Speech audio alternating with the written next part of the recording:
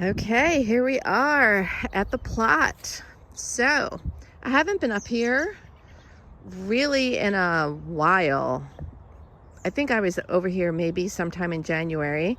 So here's the plot. Back in my 10 by 10, I was hoping for a bigger space this year, but also one that was not directly connected to two other plots. So here we are. I planted some collard greens, spinach, and kale, which is here in the garden left over. At the end of the season, something happened. I think I got sick and I was not able to harvest it all, but look at this spinach. So the amazing thing, number one, I think I'm feeding nothing but the rabbits. You can see here how that one is like munched off at the top.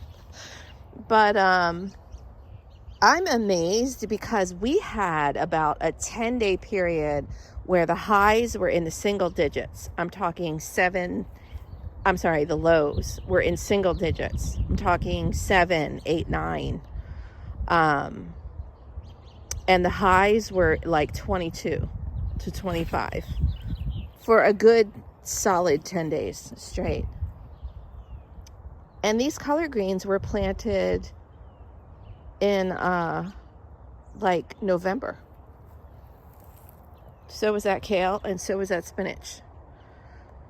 So I was intending on coming over here today and ripping it out, but I'm sort of like, I'm kind of on the fence.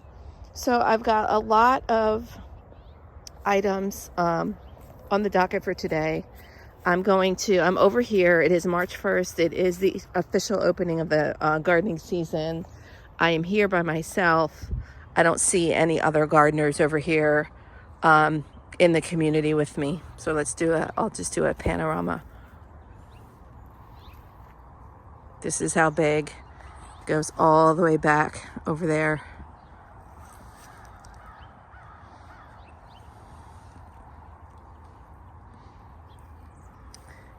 I was hoping for one of these big 20 by 20 plots. I thought people were going to be leaving, but they did not. So, yeah, I'll catch you up on the end. What I'm going to do right now is amend my soil beds. I'm going to get all these weeds out of here, amend with some in-ground, like slow release pellet-like fertilizer. I bought a bunch of bags of mushroom compost, and I'm just going to get all that put down. So by the time I'm really ready to get things in the ground and things start to get going and growing, it will have had a chance of several weeks to break down. Also, it's about 45 degrees today. It is beautiful, sunny day. It is going to be cold for the next 2 days, but by the end of the week, it's going to be up to 70 for an extended period of time. So I want to get all this stuff in before it gets warm. I also have a row cover to assemble, so I'm going to get that done today. All right.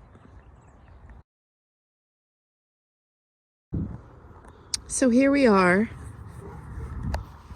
The garden has been weeded. I amended it with this mushroom compost, and I put the fork in it, and the soil is deep and rich, and none of it's compacted. I did a lot of work last year to keep amending throughout the year with manure and compost. I decided to leave these collard greens in here because I'm just curious as to what's going on. And my next and last final step is to assemble this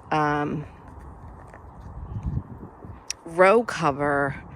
It's a little bit windy, and I don't right now have with me a way to weight it down. I need to go get some bricks or something heavy. I'm going to walk around and see if there's something laying around at the garden that will help me. But I will come back today to finish that. Okay, step 3 is complete. So after weeding, amending, and cleaning up the bed here, my last goal was to set up this greenhouse. I wanted to see if I could jumpstart this season. I do think this is going to be, it's interesting because just even setting it up really quickly, you could tell that it's already much warmer inside the structure than outside. So I set it up back here. I hesitated earlier because in my mind's eye, I was going to put it along in this direction, but I was like, how am I secure it? How am I going to secure it? And this is an instance where my neighbor's fence back here is going to be useful because it is zip tied to this fence. So it's not going to go anywhere. What I do think might happen is the front might lift up and allow a bunch of cold air in there. And right now there's no running water at the garden. I did put some seeds in there. I put some lettuce and scallions, which are supposed to do good in this kind of weather. And I will come back tomorrow maybe, or actually it's gonna rain. So we're expecting like a sleet, freezing rain kind of storm. I just put the seeds in. The soil is fairly damp. It's not wet. I was able to sit. One note, my gardening book, one of the reasons I did this is the gardening book says, and a lot of the seed packets will say, get them in the ground as soon as you can work the soil. And everybody says, what does that mean? I have 2 books that I reference. One is a book specifically for the Northeast gardening.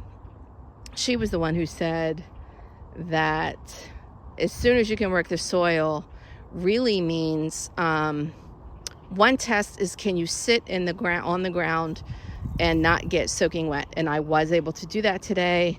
Another test is does the fork or spade go into the soil with no resistance or hesitation? That was check number 2. The third was, is it dry enough that it falls apart in your hand, so it's not muddy in your hand, but wet enough that it's not dust. So check, and check in terms of, was my soil ready to be worked? I'm shocked. I amended it throughout the season. At my house garden, there are points where it is like a block of ice. But right here, this is where I was putting together the thing. You can see how loose and lovely the soil is. And it's like this across the entire garden bed. So I'm the only one out here today. So we'll see. And we'll see if this cover gets me a jump start later. Mission accomplished, day 1.